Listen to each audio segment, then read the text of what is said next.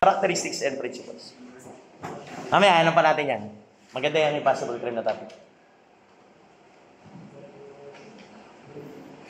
Under the book of prayers, there are only 3 that you will read. They call it first,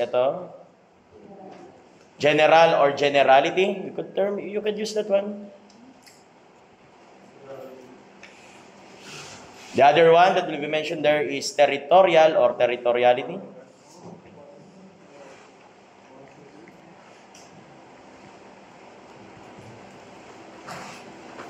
Then the third one that will be mentioned then is prospective or prospectivity.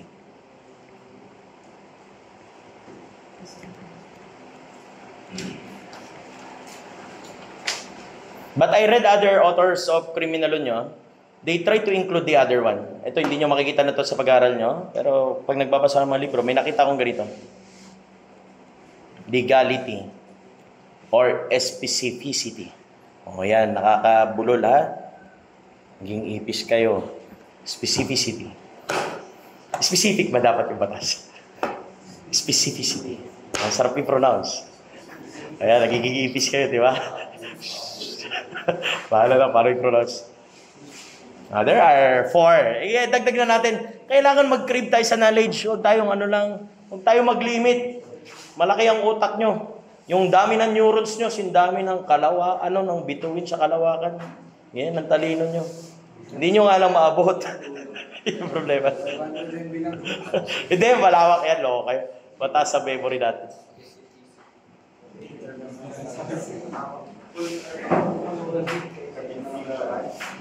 Ayan mo na ha, i-check muna natin. Ayan yung mga word natin. Itignan muna natin. Ngayon, by looking on the previous board question, may kakaiba kami nakita rito. The other word, irretrospective. Huwag nyo kakalimutan to. Naalala ko yung estudyante ko noong 2017. Sabi niya sa akin, Sir, wala yung prospective na word dun. Pero meron pong irretrospective. That is also prospectivity. Irretrospective. Irretrospective. Ibig sabihin, bawal umatras. Irretro. Pa-forward din lang siya, ibig sabihin. Mamaya, relax lang. Tingnan nyo muna yung mga word. Damin nyo muna.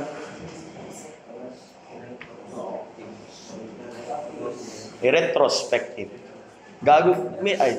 Papapura ko. Maloko minsan eh. Alam mo na yung word na prospective, puto tinanggal. Tado board exam to. Mahilig si attorney ka ba sa yung knowledge of terminology? Hindi ko maalala yung isang tinanong doon sa CDI. Parang cohort na yun. Tinanong sa alam sa dyan, Sir, ano ba meaning nung gano'n?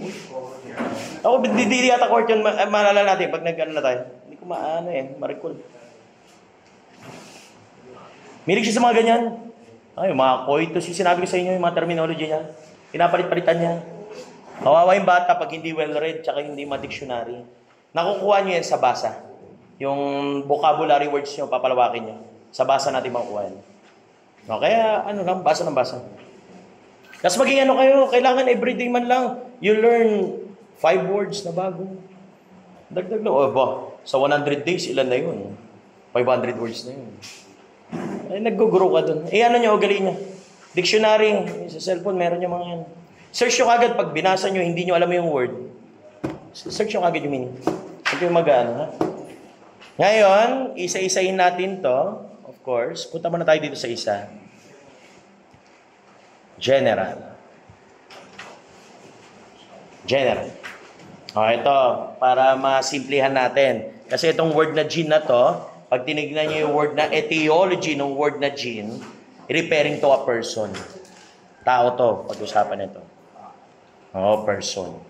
Pag tingnan nyo yung word na gene, sa tao siya, naka-applicable. Pero pag binuo nyo yung word kasi na general, ibig sabihin, applicable to all. In general ba? In general. May counter din kayo word sa drugs, na generic. Pag word na generic yung drugs, parang ganito. Di ba bumibili kayo nung nakaraan nung nagkaubo lahat, na nagkakalagdat natin, nagkaubusan daw ng Biogesic Yung mga tao, wala na Biogesic, di nila alam, yung iba, may paracetamol na may ibang gamot Kahit Dolphinal, meron yun, Bioflu. Tanga lang yung tao Dapat tingnan nyo, pag nag-aaral na tayo drugs yan later on, may generic name yan. Ganon yung mga ano niyan, mga way niyan. Kunwari, naghanap ka ng mefenamic. Maraming may mefenamic yung pang ano ng pain, pang relief. Alaxa, mga painkillers nyo. Dolphinal ulit, meron yun. Meron yung mga yun. Even nga yung Biogesic, alam ko meron din. O, yung generic name yun. Ibig sabihin, applicable sa lahat ng drugs. Specific yung yung Biogesic name niya yun. Pero pag generic name ng drugs, yung mga mismong drugs na nilalaman. Ganito rin, ibig sabihin, pag yung word nyo general, minsan applicable sa lahat ba? Applicable to all. We use the word, applicable to all. Ayan, applicable to all.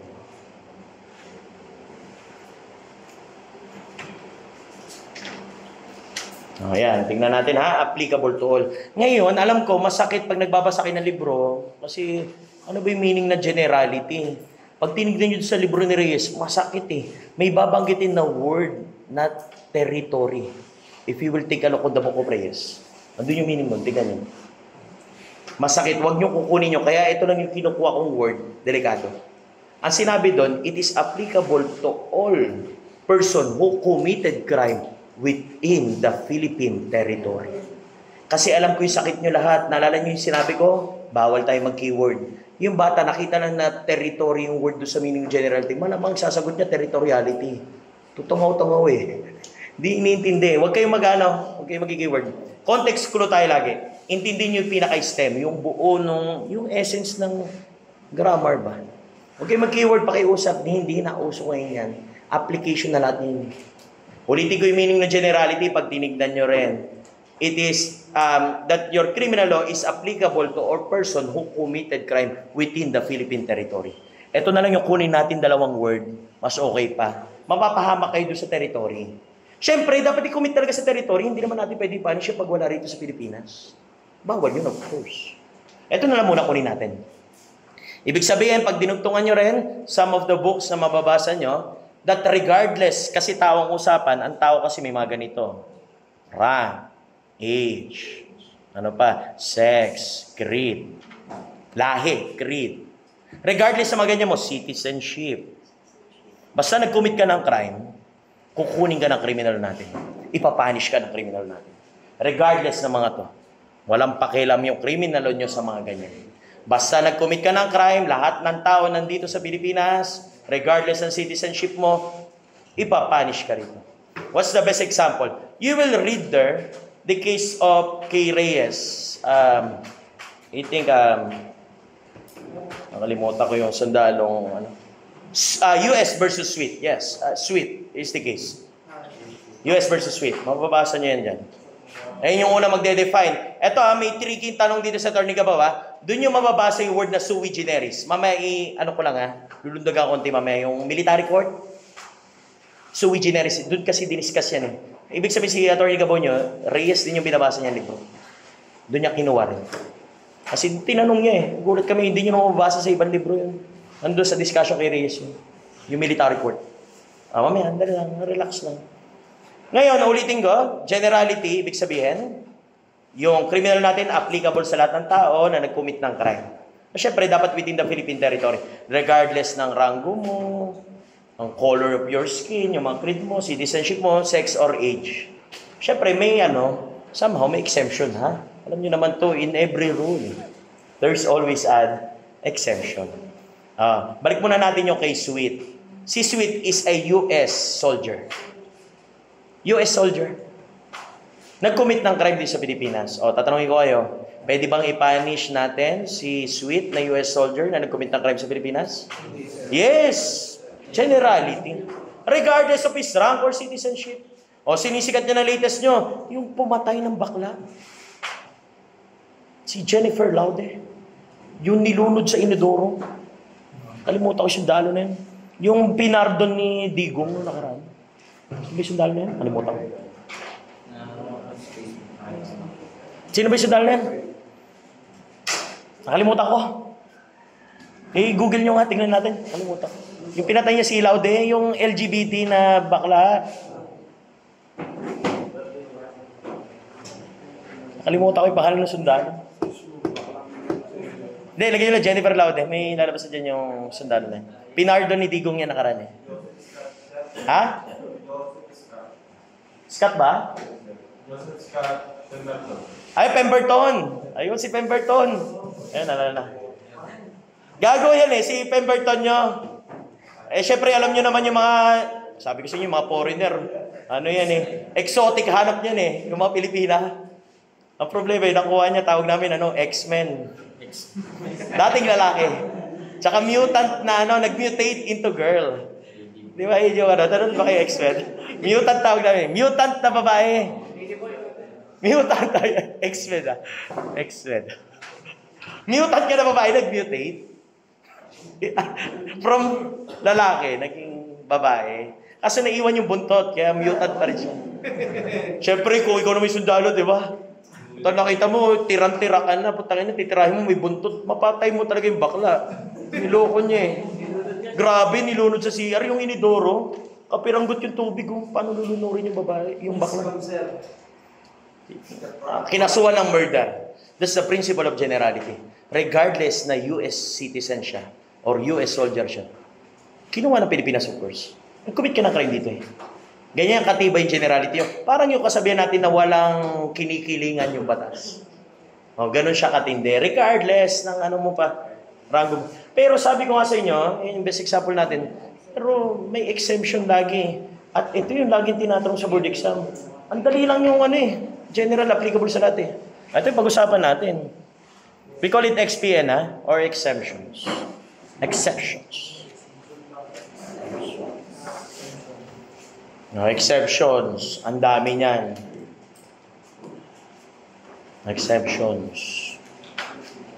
Ngayon, may mababasa kayo dyan. Pag sumilip muna kayo ng Article 2. Everyone, browse muna ng Article 2. May makikita kayo dyang introductory part. Kasi yung Article 2 nyo nagsasabi, application ng criminal law natin, right? Application of its provision. Check nyo, silipin nyo. Ano kayo? Huwag kayong importante lahat. Ibig sabihin, paano daw natin i-apply yung batas natin? Alam naman natin, applicable sa lahat ng tao, right? Pero may babanggitin siya agad dyan. Except as provided in the treaties and laws of preferential application.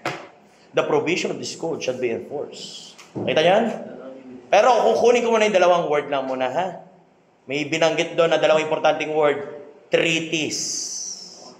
Tsaka laws of preferential application. Ayun muna kunin natin dalawang word. Kasi binanggit na dyan.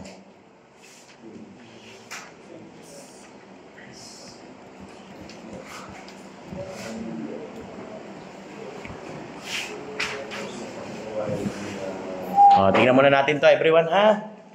Okay, nakita ba mo na yung na yan? Yung provision na yan? Hugutin natin yan. May binanggit na dyan. Pag sinabi natin treaties, in short, these are yung kasunduan or agreement between states. Treaty. Example sa history natin, Treaty of Paris. Yung binenta tayo ng, I think, $500,000 sa Spain ng Amerika. Ayan, treaty yon. Ano pa, best treaty nyo. Diba, magulo ngayon. Inaway tayo ng China. Pag maunod kayo ng news, pag nilusob tayo ng China, automatically, pwede tayo ipagtanggol ng Amerika. Kasi meron tayong RP-US Visiting Accord. Yung natin, talaga, mahal tayo ng Amerikano. Mahal na mahal tayo ng mga foreigner. Even Japan, pagtatanggol tayo ng mga malalakas na yan. Kung ganyan katindi Pilipinas, kaya huwag kayo matakot kahit mahina tayo. Yung mga kunwaring kaibigan tayo, pero sasakupin din tayo, gagawin mo kayo din. Simi mo ko na rin, natalo nila yung China. Sabi, Amerika na rin tayo, di ba? Huwag kayo magpapaniwala dyan. Pag-ibig ng puta yan. Si General Luna sabi, gawin busy, ako, delikado yan. Kaya ayaw din ang Pilipinas, pero bawal tayo makipag-gera. Nakalagay sa konstitusyon yan. Ayaw natin, we renounce this war. Ayaw natin ng gera. Huwag kayo magpapaniwala doon sa mga senador na matatapang, like si Robin, sabi nyo. Matatapang ka Pilipino, ikaw lang, gago. Hindi, nakalagay sa Constitution, bawal. We renounce this war as an instrument of national policy. Okay ba niyo, Aldo? Pwede yung kasuhan nyo, inciting to war. Ganda-ganda ng buhay nyo, tayo na magkakagera. Tao naman kawawa dyan, hindi naman yung Kung ako nga, paparentahan ko na lang sa China yun Balik tayo sa trip. Hindi, di magkakapera pa tayo. Pero yun, iba, hindi ako patriot, ibig sabihin. Nag-CFLM, on the land. Dito tayo sa treaty mo na. Treaty. Again, treaty are kasunduan ng mga bansa. Ngayon dito sa Pilipinas, ang pinakasikat na mababasa nyo rin sa libro ni Reyes, na mga unang treaty natin, kasi lahat naman ng bansa nag-conclude yan eh, na lahat ng mga presidente, or, eto muna, head of states. We call it in the Philippines as president. O, ganyan sa sa Pilipinas. Iba yung form ng government natin eh. Ano tayo? Democratic Republican. Pag pumunta kayo ng ibang bansa, like yung mga nakapaligid sa atin dito, iba yung form ng government nila. May marinig kayo doon, minister. Diba? President. Nanonood kayo ng mga, Pornhub nyo. Yung Korean Netflix. Yung pinapanood nyo. Diba minister yung mga napapanood nyo doon? Pornhub tawag namin. Korean Hub ba? Korean Netflix ha. Iba, ay na naman inisip nyo, corn hub, Korean. Kasi dudumi na ang utak ng crib eh. Ayan, may makikita yung word na minister. Head of state din yan. Iba lang yung form of government nila. Kasi sa atin, ang presidente natin, both internal at external yung trabaho niya. Sa ibang bansa, merong external lang, ayun yung president nila. Pag internal na yung trabaho, minister lang. Ayun yung mga tawag doon. Dalawang klase niya, mababasa niyo doon kay Reyes. Merong minister resident, tsaka minister plenipotentiary. O, kunin natin yung mga words, sayang eh. Plenipotentiary. Ano yun, sir? Plenipotentiary. Plenipotentiary. Di ba kayo sanay sa cursive? Masanay na kayo, magka-QD kayo. Ganyan di makikita nyo dun. Puro cursive man ang QD. Sabi kasi sa amin, para kunwari, mukha kang magaling mag-cursive ka eh. Hilig ako magpanggap eh. Dito to yan, tingnan yung mga doktor, di ba cursive, lawyers, pare. Kung gusto nyo maging magaling, pati daw yung handwriting ayusin. Psychology rin yun. Dali lang ha, punta muna tayo dito ha. Ito yung mga makikita nyo mga head of states pa nakakaiba. Ngayon, may kakaibang tinanong si Atty. Gabaw, I think way back 2017. June 2017 to be exact. So dyan, tinanong ako paglabas sa exam eh. Sir, may senaryo dun, si Pope nag-commit ng crime. Pope daw nag-commit ng crime. O, sa tingin nyo, exempted ba yung Pope? Ayun nga natin. Alam na nila sa Loga to, no? Sa Loga. Accepted ba sa Loga? Okay, isama na natin dito. Yes, head of state din po yan. Presidente po yan ng Vatican City. Holy state kasi sila eh. They do not call it president. Instead, syempre, they are using holy sila. Pope. Holy Papal. Ayun tawag na. O yung tanong nun, delikado yun. O, example natin si Allen. Sino ba Pope natin? Bago na, di ba? Ako na rin na si Pope Crisostomo, dumalaw sa Pilipinas. O, hinawakan yung itlog mo, Allen. O, pwede mo ba kasuhan si Pope Crisostomo? Exempted nga, hindi pwede. Hindi applicable sa kanila yung batas. O, kaso tawag namin sa'yo, ano na yun, pag ginawa ka ni Pope, holy shit. Banal na yung itlog mo. Holy shit. Tangina, grabe si Atty. Gabaw, no? Titignan nyo. Pati ba naman Pope kinalkal niya? O, mag-ingat kayo ha. Iba rin yung form ng government doon sa royal countries nyo. Dami na natin to. O, tayo na, head of state din yan eh. O, ingatan natin. O, mga royal country yan eh. Sir, paano po ganun po? Wala, exempted. Nagkasundo lahat ng mga bansa na hindi natin pwede kasuhan. Now, let us answer it. Bakit yung mga head of state bawal kasuhan? Sobrang hirap ng trabaho nila. Puta, kakasuhan mo pa. Hindi na nakapagtrabaho lalo yun. Kaya lahat ng bansa nagkasundo-sundo. Ayun yung niyan. Syempre, presidente na yun. Sige ba? Kaya pala sir yung iba, after ng term, saka binabalikan yung mga naging Oh, hindi na kasi presidente. Pwede na kasuhan. Pwede na yun, sir. Oo, syempre, hanggang presidente ka lang exempted. Pag bumaba ka na, hindi ka na president.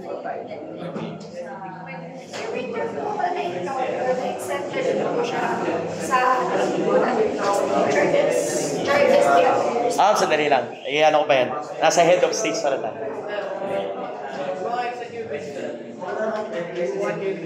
Ano? Executive? President din yun. Sa atin kasi, iba yung form ng government kasi natin. We call it also the president as executive. Walang problema yan. Kung executive pa rin tayo, walang problema. Depende yan, walang problema. Kasi baka yung term nyo sayang. Executive din naman siya. Chief executive, ayun yung pinatawag natin eh. The president is the chief executive. Siyempre kasi ang hirap, ba't may mga ganun term na iba eh? Kasi iba yung form ng government nila. Yung iba kasi anarchy. O tayo rito, iba tayo Republican tayo, Democratic tayo eh. Yung anarchy, yung may kings, queens. Iba yung form ng government nila. O, ayan, para mag-gets mo na. Head of states yan ha, mga leader ng mga bansa. Ayun, sama na natin. Mga leaders of the state. Isa rin lang yan. Leaders of the states. Sayang yung Pope eh. Naku, matataranta ka, nakakita ka ng Pope eh. President lang alam mo, nasa Pilipinas ka eh. Ayun yung problema. Nakuha na? Ngayon, may tinatawag pa yung mga head of states nyo na mga alter ego tawag. Okay, we use this word, alter ego. Mga parang presidente, binigyan ng kapangyarihan the same as president. Kasi may mga ganyan tayong lugar. Example natin, alternate ego na presidente ng minister ng Japan, dito sa Pilipinas, yung ambassador ng Japan. Presidente rin yun dito, parang presidente siya rito. Kasi may mga Japanese na nakatira rito eh. Kailangan may mag-ayos dyan, ay yung tinuturing nila presidente nila rito, yung ambassadors nila. O, ilalagay ko rito ha. Exempted din to. Siyempre, magiging ambassador ka lang pag meron kang embassy. Pwede maging ambassador, wala kang embahada. Eh, yung mga embassy natin, kunwari, American Embassy, yung mga ambassador dyan, consider as alter ego ng presidente doon sa United States. Dito sila presidente nila. Kasi maganyang magulo eh. Like Korean ngayon, ang dami ng Korean din dito. Naglagay na ng embassy rin yan. Okay. Minsan, wala. Katulad ng mga ibang bansa, I don't know, kasi hindi rin ako well-versed sa ganyan. Siguro yung mga sabi natin, ewan ko, may Nigerian embassy, hindi ako sure. Ano pa bang lahi na kakaiba? Eh, may Indian embassy tayo, dami ng Indiano rito.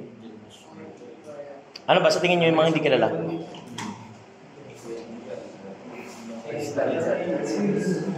Ewan ko, ano mga lahi. Sabihin na natin, let us say for example na Nigerian. Wala pa silang embassy rito. Siyempre, may mga Nigerian pa rin dito. Kailangan may mag-ayos pa rin sa kanila. Sino kayo magiging alter ego ng presidente nila doon? O yan na, pwede nyo na tawagin ngayon na diplomats. Charges d'affaires, yung mga yan. Wala kang wala kang embahada, hindi ka ambassador. Diplomat ka lang. Papasyal ka rito sa Pilipinas, wala kang embassy, pero respetohin ka. Alter ego, yung mga diplomat. Pwede rin tawagin ganyan. Kasi diplomat din tawag sa ambassador, pero yung iba kasi walang embahada. Or tinatawag ambassador, hindi po charges d'affaires, ha? Charges d'affaires ng ambassador. Ito yung another one. D'affaires, ito yung spelling. Pero ang pronunciation natin, charges d'affaires na. Ayan, kasi minsan naman, hindi makapunta rin yung presidente ng ibang bansa. Alam niyo naman, may state visit tayong ginagawa eh. Instead na yung presidente, magpapadala siya ng ibang tao. Example natin, si Marcos noong nakaraan, pinadala niya yung misis niya na lang. Ayan. Charges d'affaires na rin yun. Diplomat na rin. Exempted to mga to. The same as president. Nakuha ba mo na? Okay na tayo. Ayun yung mga pinagkasunduan ng mga lahat ng bansa. Ito mga to, wag natin galawin, mga busy ang mga yan. Huwag natin kasuhan. Ngayon, may isa laging ito. Yung word nyo na to. Kasi may mga consulate office tayo rito. Ang consul nyo, tandaan mo na to, makinig ko na maigi. Ang mga consul natin, ang trabaho, similar ng PSA. Alam niyo na may PSA? Status ng mga tao. Kasi meron dito mga foreigner na kinakasal, gasawa ng Pinay, may mga pinapanganak na dual citizen, merong mga namamatay dito, minsan may mga foreigner biglang napaanak dito sa Pilipinas. Kailangan may mag-ayos sa kanila. Consul yung tawag doon. Hindi siya presidente trabaho, kaya hindi siya exempted. Similar na sa PSA yung trabaho niya. Oh. Tsaka aside from that, pag binasa niyo yung wala siya sa treaty. Absence in the treaty. Wala siya. Hindi siya binanggit. Absence in the treaty. Wala. Hindi siya sinama. Kaya hindi exempted. Hindi pwede yung consul. O, yun yung word yung treaty. Treaty. O, clear muna tayo ha. Ingatan nyo, delikado. Laging tinatanong to. I'm telling you, basic foundation nyo to. Dapat namin nyo, hindi nawawala ng tanong sa board exam yan. Hindi nawawala yung mga generality nyo. Next one, we are still talking about treaty. Additional natin sa treaty. Siyempre, alam naman natin, the best example ng treaty natin is, ito yung binagit ko kanina, Republic of the Philippines, United States Visiting Forces Accord. BFA tawag. Ayan, nagkasundo yung Pilipinas na yung puwersa ng militar natin, magsasanib puwersa ba? Ayan, nagbabalikatan procedures tayo, di ba? Di ba nakaraan yung Amerikano na gano'n rito? Kasi gagawin pa kayo, yung China na, nandun sila lahat sa Palawan ngayon, mga Amerikano. Kunwari lagi, nag-aapag lagi. Kunwari, balikatan exercises. Pero huwag ka, nagpe-prepare na yung mga yan. Okay na kayo sa akin ng kapatid ko eh. Nag-ayos na sila nung sa war. Anytime magti-trigger eh. Pero ang Pilipinas, bawal talaga tayo. Defensive lang tayo. Defensive war lang ang bawal. Bawal tayo yung Hindi nyo ba napapansin? Bakit yung Chinese vessel, yung warship nila, tinitira tayo, hindi pa rin natin ginagalaw? Bukod sa exempted ang warship, puta, ayaw talaga natin ng gera. Alagay sa constitution niya yan. Bawal tayo magsimula ng gera. Defensive lang tayo. Ayaw natin ng gera. Renounces. Ngayon, pag-usapan natin to kasi meron to provision doon na may mga taong exempted dito. Etong mga to. Mga US soldiers, somehow they are exempted. In what? Pag nag-commit ng crime. Pero yung mga crime na i-commit dapat are this one, ha? Lista natin. Isa-marisa natin.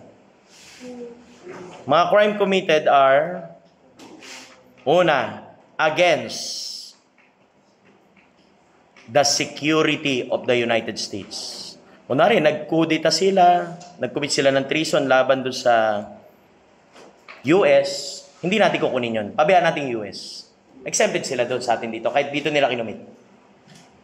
Sa US dadalhin. Ano pa? Kung mag-commit sila ng crime against, sorry sa spelling ko, nagkakamali ha. Normal lang yan. Against the property of the United States. Hindi rin natin kukunin niya. Kung sinira nila yung embahada nila, sa US na lang natin yung pabayaan natin sa kanila yun. Ano pa, pag nag-commit din sila against the crime of another US soldiers. Kung pinatay nila yung kapwa sundalo nila. Ang problema yung kay Pemberton nyo, Pilipino pinatay niya, hindi naman US eh. Hindi ako kukunin yan. Kaya mga ganyan. Exempted sila sa ganyan. Pero kung isusumahin nyo, ibig sabihin, binayulit lang nila yung batas ng US. Clear muna tayo, ha? Nagigits pa mo na? Yung isa pang treaty natin na ganyan. Bawal, ayaw natin. Okay? Clear tayo? Treaty.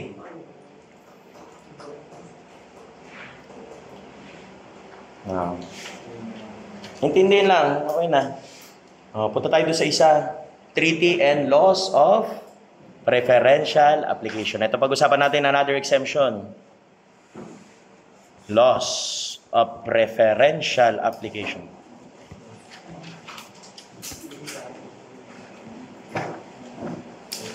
Ayan. Laws of preferential application. Look at this word, prefer. Ibig sabihin, parang may pinipili. Yung batas may kinikilingan, ang daya. Sabi yung batas, wala daw. Okay, maniwala doon. May exception eh. Wala daw nakakagat sa batas, meron. May treaty kanina, tapos may prefer. May mga batas na pinipili yung mga tao na somehow, exempted daw. Medyo lugi tayo rito. The best example we have there is RA 75. Batas yan na may kinikilingan. Sino kinikilingan niya? Una, yung binanggit natin doon sa treaty rin, diplomats. Mag-ingat kayo dyan. Pag nakakita kayo ng plaka, mag-aaral kayo ng traffic education nyo rin, yung mga plakang kulay blue. Huwag kang tatanga-tanga doon. Pag binunggo ka nun, tiway ka na lang. Exempted eh. Yung diplomat na mga plaka, ingatan, kulay blue yun. Ano nakita kayo nun? Hindi, yung kulay blue, diplomat car yun. Ingat kayo doon. Pag sinagasakan, sisiga-siga, sabi mo, walang umaangat sa batas mo. Tangina. Anong wala? Hindi ka nag-aaral ng kriminal, tanga ka. Wala meron. Sagasakin na. Finish ka. At ito masakit sa batas na yan, hindi lang diplomats mo sinama, pati yung kanila mga servants. Or mga tinatawag natin, domestic dapat eh. Tawagin natin ito. Linawin mo natin, servants. Mga julalay, mga alalay nila. Driver, maid, mga ganyan. Pero hindi to absolute. May rule na dapat ipalo. Hindi yan absolute. That's not an absolute exemption. Dapat yung diplomat servant na yon, yung servant ng diplomat pala, or tawagin natin, dapat the word is domestic, ibig sabihin dapat galing din sa kanila. Dapat ibig sabihin, yung servant, foreigner din. Foreign germs din dapat. Foreign din dapat. Example, kunwari may American ambassador na pumunta rito. Sabi kay Crisostomo, pag-drive mo naman ako, kaibigan na kita matagal dito eh. Sa Ilaw Pitiwan, pinag-drive ni Crisostomo ngayon. Pilipino siya. Nakabunggo sila. Si ambassador exempted. How about si Crisostomo? Hindi pwede kasi hindi siya galing doon sa bansa na pinanggalingan ng diplomat. Dapat galing doon. Kita, dapat galing ibig sabihin sa host country. Coming from host country dapat. Nagigets mo na? At another rule, hindi lang po ito, dapat nakaregister yung pangalan ng servant na yon sa inyong Department of Foreign Affairs. Registered dapat. Kung di rin nakaregister, example, si Crisostomo, foreigner na, they fail to register the name, hindi rin magiging exempted. May reason yung DFA nyo, naglalabas yan ng listahan sa PNP, binibigyan niya ng mga taong hindi pwedeng arestuhin. Bakit po pag inaresto mo, yari ka ngayon, kakasuhan ka nung RA 75. Patay ko may kaso ngayon. Iyak tawa ka ngayon. See? May penalty, 10 years yata nakalagay. Sorry, 75. Yan yung unang batas na nagsasabi. Meron pa kayo sa revised penal code. Ano pa kaya? Ano bang article to? I think 145. Check yan. Tanong kayo. 145 yata. Pa-check na lang ha.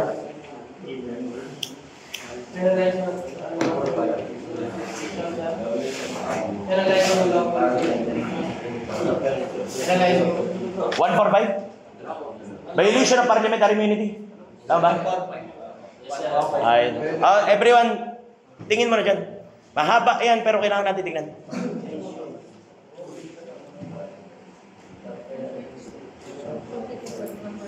Article 145 ng RPC niya.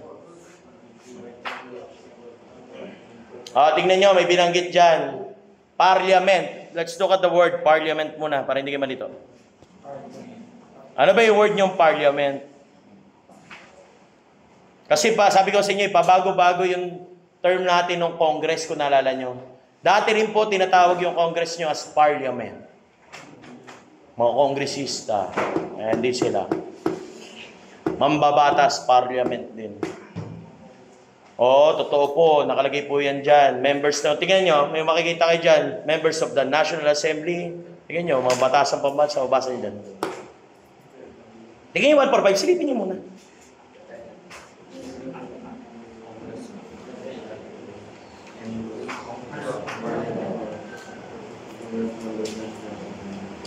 Nakita ba muna? Di ba members of the Congress din? Let's name it. Okay na yan. Alam nyo na lumalawak na yung vocabulary nyo. Members ng Congress.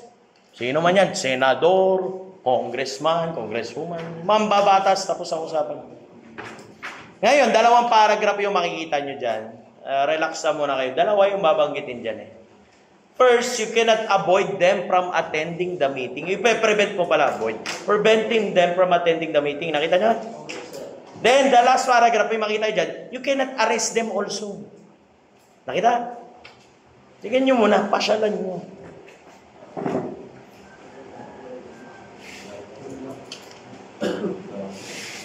Tama ba?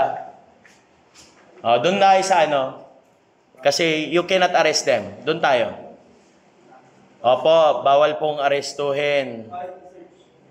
Bawal arestuhin. Doon tayo sa arrest. Bawal natin arestuhin yung mga members ng mga yan. Bawal. Pero may nakalagay dyan, if the penalty is not, than what? Penalty, prison mayor. Ibig sabihin, 6 years below. Hindi nyo pwedeng arestuhin. Pag ang crime na kinumit nila is less than 6 years. Kaya hindi rin pwede. Mag-angas-angas kayo. Nakakita kayo ng plaka, number 8. Si congressman yun. Tangay na, nag-violate, nakasagasa. Nakapatay din, homicide, reckless imprudence, resulting to homicide. Ikaw po to sabi mo, tigas kang pulis. Walang congressman sa akin. Wala. Kasuhan ka ngayon 145. Ikaw may kaso ngayon. Sa'yo ibibigay yung penalty 6 years. Hindi pwede arestuhin pag less than 6 years yung mga crime na kumit nila. Yes, homicide by reckless imprudence, pag tinignan nyo sa Article 365, is only prison correctional. Less than 6 years lang yan.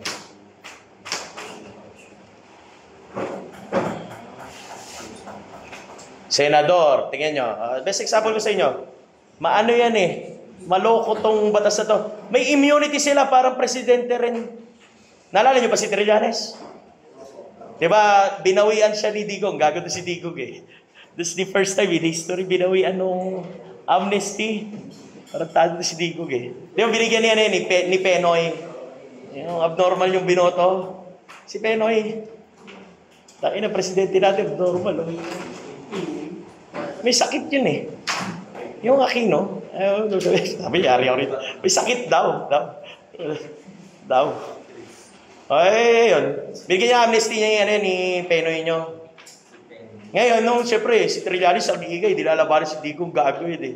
Binawi yung amnesty. Sige yung kagagawa ni Digong. Minakoy niya si Trillanes eh. Eh di si Trillanes, hindi makalabas sa Senate. Alam niyo pa purpose niya doon? Para hindi siya ma-arresto. That's the first paragraph. Kunwari, lagi siyang ma-attend the meeting. You cannot prevent them also from attending the meeting eh.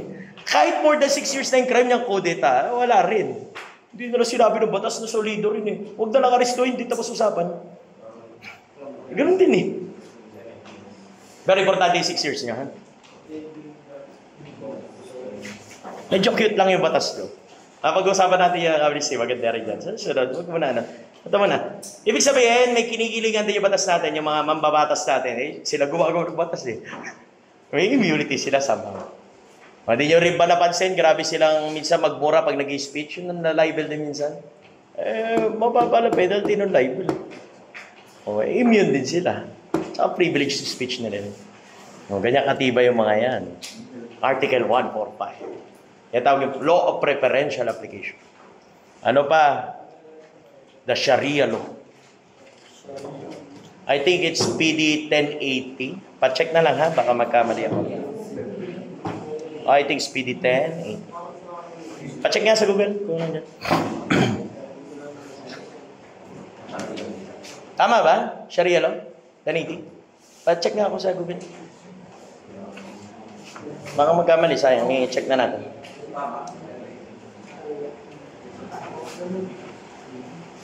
$10.80 ba? Tama? 83. 83. Sorry. Sabi sa inyo, nagkakamali rin ako eh. Nang tayo person. 1083 pala. May Sharia law tayo, kakaiba. Alam nyo naman yung mga Moro brothers, do not call them Muslim. Gagalit yung mga Moro. You call them Moro brothers, sisters. Don't call them Moro. May Moro ba rito? Moron lang. Hindi, moro. Moron marami. Moro.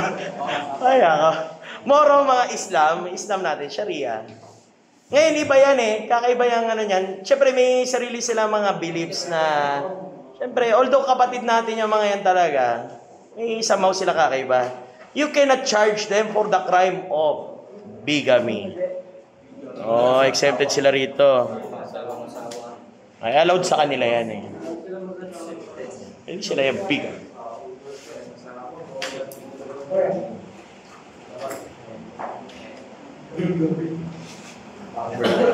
Ayan ha, bigamy. Low preferential application yan. Okay na? O yan yung mga ano nyo, mababasa nyo sa mga libro nyo na ano pala, may mga batas pa something na may kinikilingan. May mga ganyan pa pala. Hindi, minsan hindi nyo mabasa sa ibang libro. Pero ayan, okay na yan.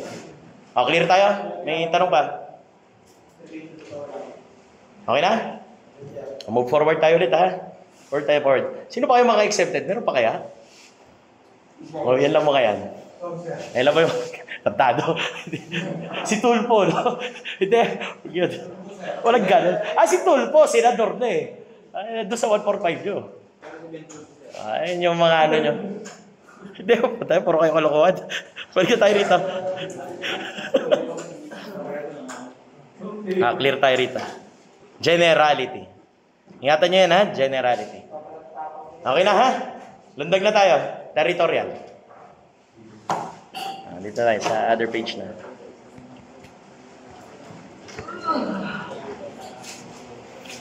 Simplihan din lang natin to. Laging root word tayo. Andito naman minsan yan eh. Minsan mag-common sense din tayo. Okay din yan. Pag ganun, chani-chani tayo ng mga word. Andyan naman yung meaning niya minsan eh. Territorial or territory, ibig sabihin terrain. Ano ba? Terrain, mga pwedeng daanan, terrain. Ay, malalapit na word. Kasi maraming word na pwedeng associated sa terrain. Pwedeng yung lupa. Terrain yun, lupa. Ano pa? Pwede yung katubigan, terrain din yun. Pwede rin yung impapawid. Dinadaan naman natin lahat yun. Terrain lahat yun. Kaso magiging social tayo lahat. Kukunin natin yung word nandun sa Constitution nyo. Article 1, National Territory. Nandun yung mga meaning yan. Sabi doon, let me recall. The national territory comprises the Philippine Archipelago. Guti ko muna itong word na to. Medyo delikado to eh. Kakaiba yung bansa natin eh. Ano tayo? Studded with island. Philippine Archipelago tayo. Ito. Ano? Ilang island na tayo meron? Nadagdagan na eh. Google nyo na lang ha. I think 7,641 na yata ngayon. Check nyo na lang ha. I'm not sure. Hindi na katulad nung sinasagot ng Miss Universe nyo dati. Sabi, 7,107?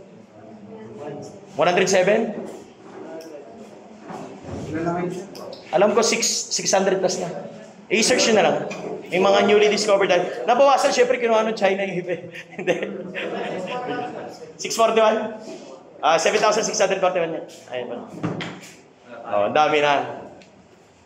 Dapat maging ganyan din kayo, paminsan-minsan. Malay nyo mag-take kayo ng NAPOLCOM Civil Service, ganyan yung mga tinatag. How many islands does the Philippines has? Ngayon, pag sinabing archipelago, everyone, listen mo na, is studded with island. Napaka-special ng Pilipinas. Pulo-pulo.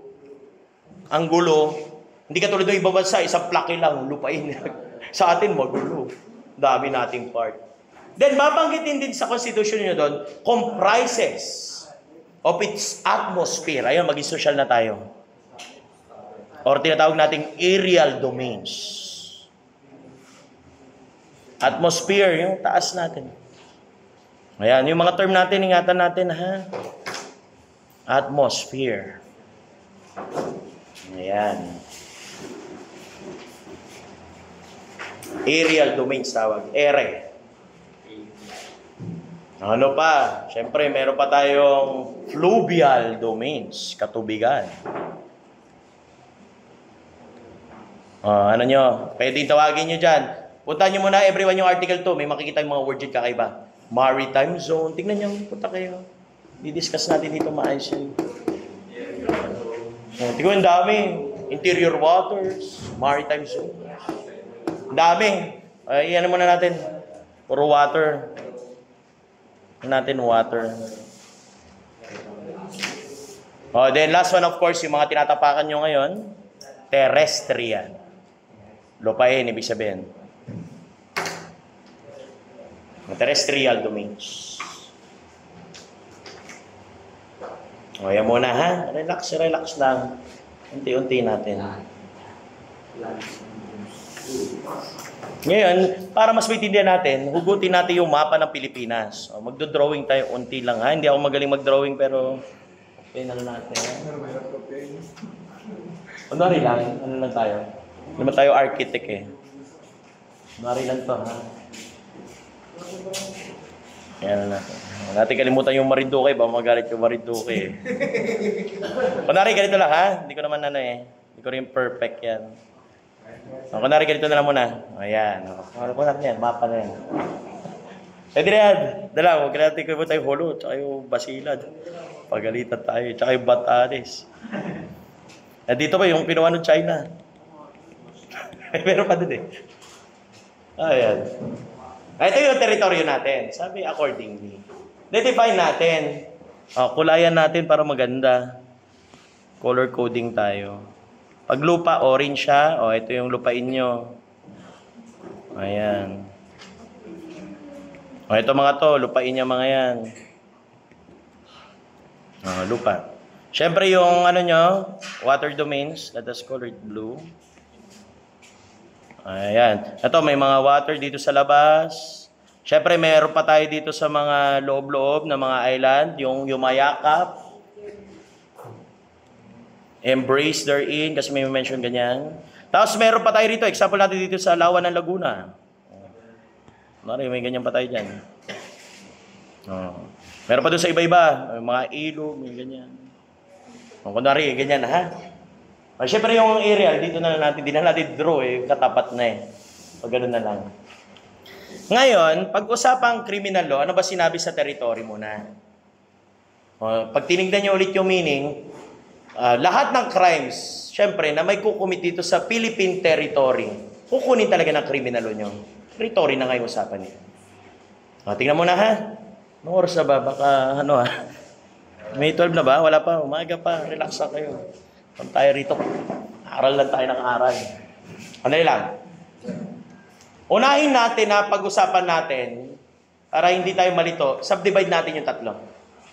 Doon muna tayo sa pinakamadali. Lupa.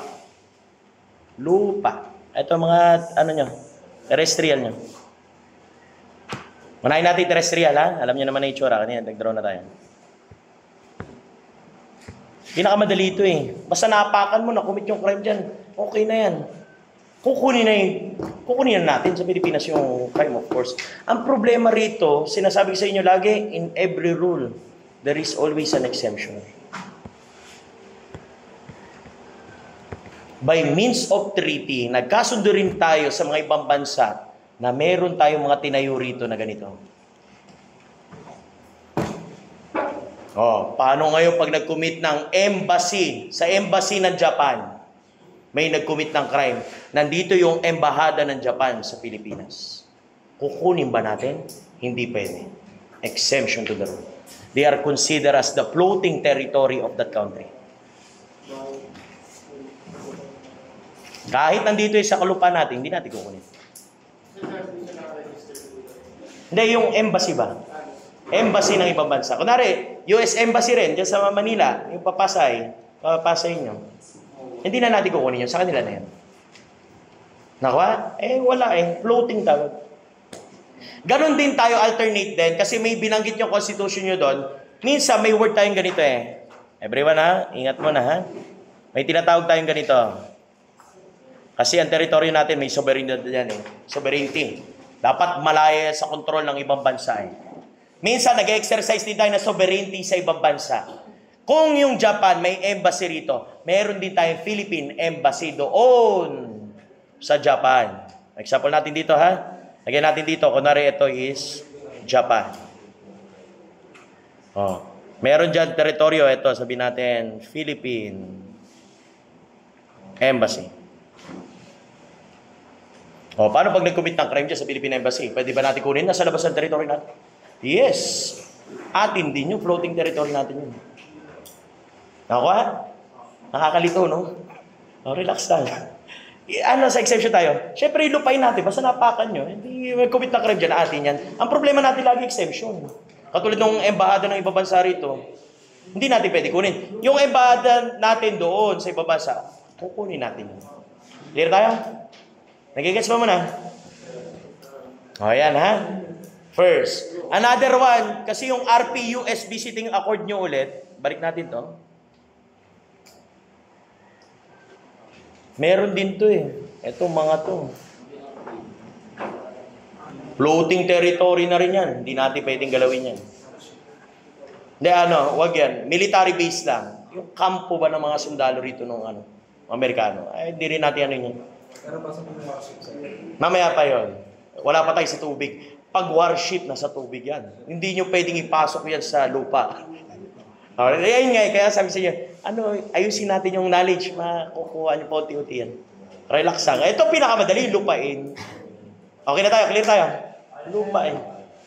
Punta natin yung isa pang madali, yung himpapawid, yung aerial.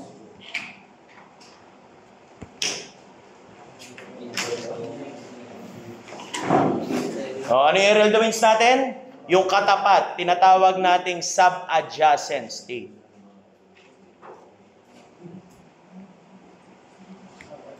Sub-adjacent.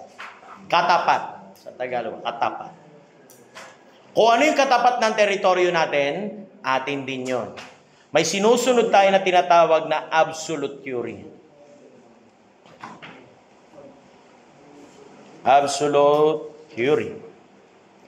Na pag ang crime na commit sa katapat natin, na teritoryo natin sa impapawid, kukunin at kukunin natin. Sabi ko kaya siguro meron tayong yung Saido, ano pa ba yung Voltes 5. Meron nakaraan.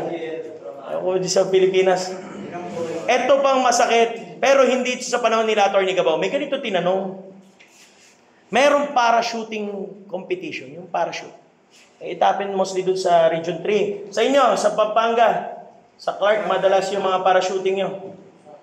Meron doon na senaryo doon. Ang ganda nung sarcastic yung pagkatanong. There were rival Nigerians. Mga foreigner ba na magkalaban doon sa parachuting? Ngayon ginawa ba, nagpa-parachute, binaril nung isang Nigerian rival, yung isang Nigerian din, 2,000 miles. Yung layo. Grabe yung 2,000 miles, sa abot na ng moon yun. Malapit lang yung moon eh. Ilang kilometers lang yan. Sabi, grabe naman to, parang nasa kalawakan na yun. Ngayon tatanungin kayo doon, applicable ba yung criminal natin? The answer is yes. Katapat pa rin natin eh. Inang tanong yan, di ba? Alam ko may neurotic yan eh. Sir, paano kung nasa moon kinumit yung crime, katapat na sa Pilipinas? Di, arestuhin mo, tangina ka. Arestuhin mo doon, pumunta ka doon, buisit na. Minsan alam niyo yung batas natin eh, minsan di rin logical eh. Di ba? Parang minsan tanga rin eh. Pero we need to follow din. Yung sinabi pa sa katapat natin ni atin. Umikot yung earth eh. Tumapat sa atin yung Mars. Hindi, atid din. Bahala ka dyan. May dalawa daw astronaut. May mga ganyan nagtatanong sa akin. Sir, may dalawang astronaut eh. Paano pag-agree? Katapat natin. Sige, arestuhin natin. Atin eh. Sinabi no ba? Tapos atin. Hindi atin. Arestuhin mo babarahin ko na. Masyado ka na neurotic pagka ganun. Nagigets niyo ba? Huwag masyado. Normal thought process lang tayo. Kaya nga, importanteng crime pro eh. Para Saido, mga aresto dun. Tsaka yung Voltes 5. Ayun, pwede. Ayun lang yung accident. Absolute. Pero may exemption to the exemption, ha? Siyempre, tayo? The exemption of this one is subject to free passage of way. Siyempre, may mga dumadaan na airplanes dyan. Mga airship natin. Yung mga aeroplano nakikidaan sa atin dito eh. Daanan nga tayo kasi napaganda ng Pilipinas, Pacific Ocean, lahat ng bansa galing Western. Dito iikot yan. Daanan tayo kung tutusin. Tingnan nyo, kung may up kayo nung makita nyo, dami aeroplano lumilipad yan. Grabe. Ang dami yan. Sa taas natin. Paano pag may nag-commit ng crime doon? Hindi natin kukunin yun. Huwag nyong kukunin yun. Hindi nyo kukunin yun. Yung mga aircrafts na foreign na lumilipad, ha? Foreign aircrafts. O maging social kayo pag sumakay aeroplano. Pag nag-aircraft ako. O kaya airship. Ay, mga term dati eh. Wag na bulol pa. Aeroplano. Para social ka na. Aircraft. Airship.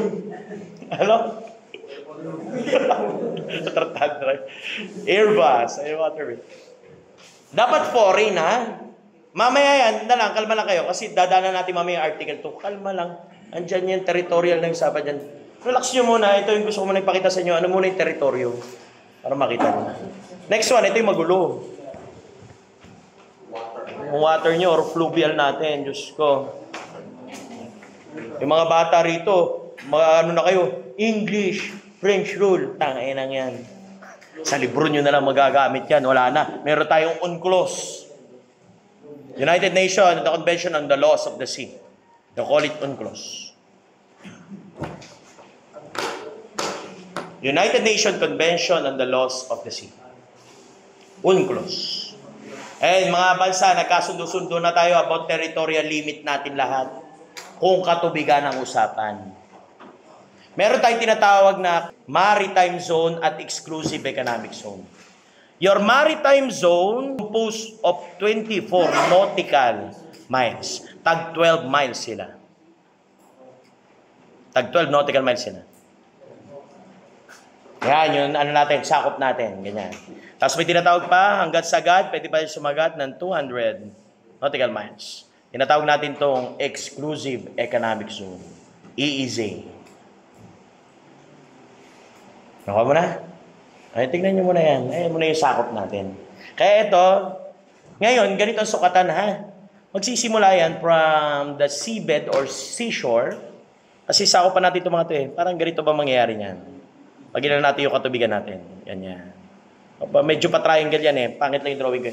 Ganun yung Pilipinas pag tinignan nyo yung sakop niya. Sakop natin talaga ito, yung Calayan Group of Islands. KGI tawag. Atin yan. Sama niya sa atin.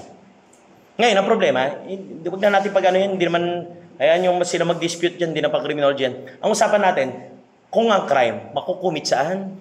Sa tubig. Ano yung gagamitin nyo lang? 24 nautical miles. Okay na kayo rito, ito lang intindihin nyo. Wala yung masyadong lumalim dun. Ibang dispute na yung territory na yan. Nabalik tayo rito, ha? Andali. Hawag yun, exclusive economic zone yun. Hindi ginagamit sa, sa criminal law. Hanggang 24 lang, sir. 24 nautical miles. 12 plus 12. I will tell you a story dati muna. May tinatawag tayong canon rule before. Kasi dati pag tinira ang kanyon, 6 miles lang dati. Ganoon lang dati yung territorial reach ng mga bansa. Yung kinukonsider pa teritoryo.